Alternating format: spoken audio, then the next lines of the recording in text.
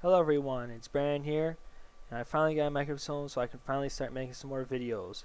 I'm going to start off by showing a guide on how I personally do the Queen Black Dragon using a melee setup with high level gear and with max stats. I'm going to start off by showing off what equipment I have.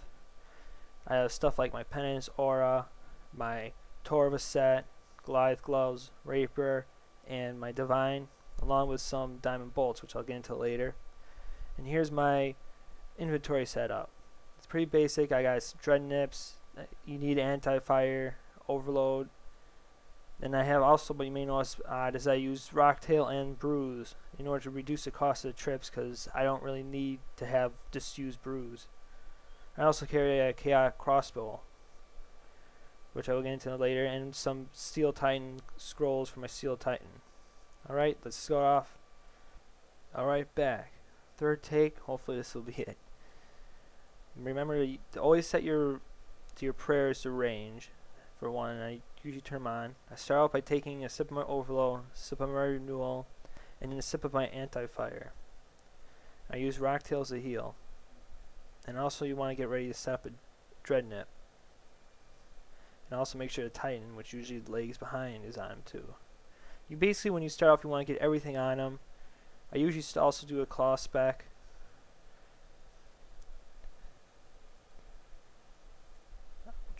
I use my Rocktails and Brew combo to quickly heal. And the Queen Black Dragon has high KO potential. I killed her so many times, but I still die a lot. It's part of it is making sure your HP is high at all times.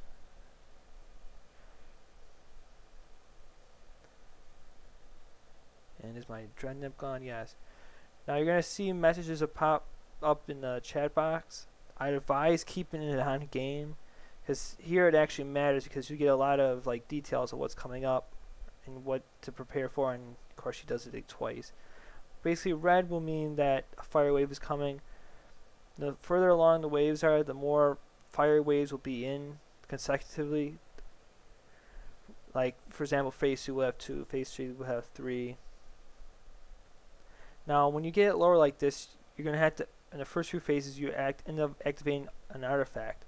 You want to make sure of course I failed there, you want to activate it as soon as possible.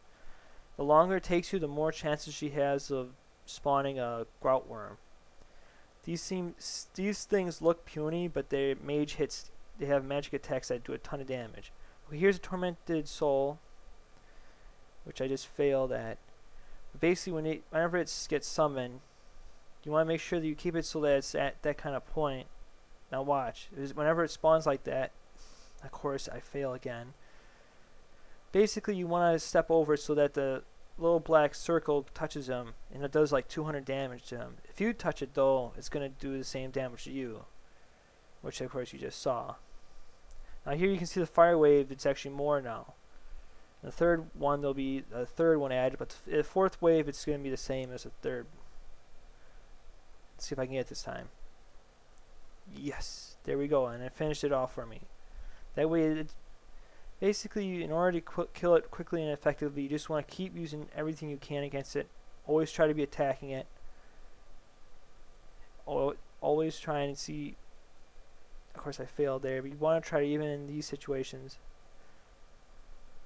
Now notice there how I clicked on the Queen Black Dragon after going through that little space. I found out that if you do that, it's much easier to avoid the other waves coming by. I'll show you in the next phase. Now what I do here is I use my chaotic crossbow to range it from a distance. Now by doing that, I can get close to enough to artifact that she'll only summon 1 grout worm instead of 2. Now you may think that this is insignificant, but it really helps, because these things can really hit high, up to 200s. And if you got 2 of them and the Queen Black Dragon on you, it can get really disastrous quickly. Okay, now she's doing her different armors. Blue means you want to attack her no matter what, pretty much. Just do as much damage, because when she has blue armor, it means that she's weak to melee and range. But she's also resistant to magic, but I don't know how many people are really using mage down here. Now she also has a green armor. When she does this, what happens is range and melee damage will get reduced, but magic will be increased. I tried using a polypore down here to see if it was worth switching, but it's better just to keep melee it through. Now this time she summons 2 of the souls. Here it's much easier because they always spawn on the sides of you. So it's easier, well, for at least for me, to walk this way. Which you may be wondering why I don't just stand over here for the second phase. It's because for some reason the Seal Titan just, it can, whenever you're over here, it just starts, it attacks once and then it just wanders off. Right. Of course, I already made one mistake. Usually I use my spec potion to try to spec her between the first phase, third phase, and fourth phases. Now this time I didn't get a chance really, or basically I forgot. And of course I get hit. Now if you run through the fire wave, you only get hit by 200 damage, but if you stand still or make a mistake where you go back, you can get hit by a ton of damage. Now here I'm going to try again. See, even in my Torva, because she has such weak defense, it still does a ton of damage. And you're still very accurate. Now here I'm not even going to bother trying to avoid the fire wave, the first one. Well, I probably should have ran straight through that one. Okay, this is where the Tormented Souls get really a pain. You gotta walk the angle here so that those 2 blast from there, and I screwed that up. Basically, you're almost guaranteed to get hit because there's 4 of them, and they summon all over the place if you're meleeing her. Now, if she summons them here, she'll pop up here, here, and here, and here, so it's much easier. And whoa, there we go. Okay, this is her attack she uses for this phase only, which it's almost impossible to avoid. Don't stand in the center area. But after she's done with this attack, I notice that she won't attack for like 3 game ticks. And that's when I usually do some like soul splitting. You know, she's gonna do it again. So then I usually start going back, because she only hits you 3 times with it, but then you get to soul split her 3 times. I get another Dreadnought on her. Oh, and this is another thing. That always make sure, whenever you repot, always just do your anti-fire. Anti-fire lasts for like 6 minutes. I don't know how many times I died because I did my overload, but then I forgot. And also I get hit by like to 600.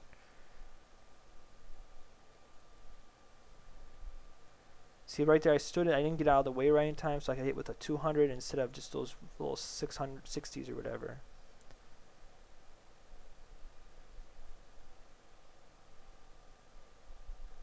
Now, since her,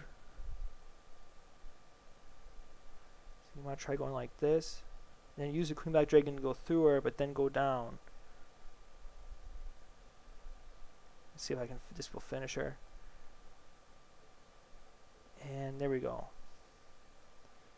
Then you activate the final artifact. Now I don't know. First time doing it, looks like she's summoning Grout Worm. So once you activate the final one, everything will die. If you have Tormented Souls out, they'll die.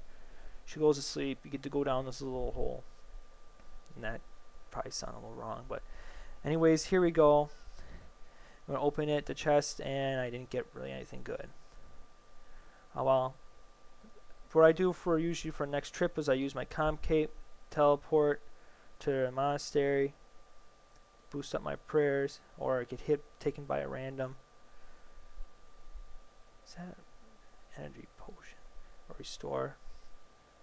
And then I usually teleport to Lunar Bank, restock, go back. Alright, one more thing before I go. There's a few things I'd like to show you that I do to help myself and make my trips easier. First off is I use a bonfire. I burn 5 logs. The 10% boost, not only does it really help and helps you keep your HP high, but it also means that your brews and stuff will heal more. Second, I use for my Steel Titan the spell called Spiritualized Food from Livid Farms. It heals your familiar, but that's not all it does. It also increases its timer by 10 to 15 minutes. It can't go over though, so you can't just do it right away. And it also increases its max hit, which means that this includes its special attack thing. And finally, for like auras, the only ones I really see are like penance. Those help somewhat.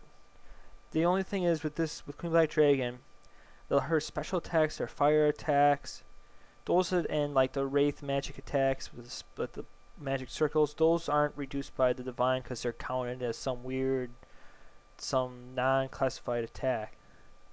While so Divine only really helps you against her melee attack and her range attack if you're not playing range.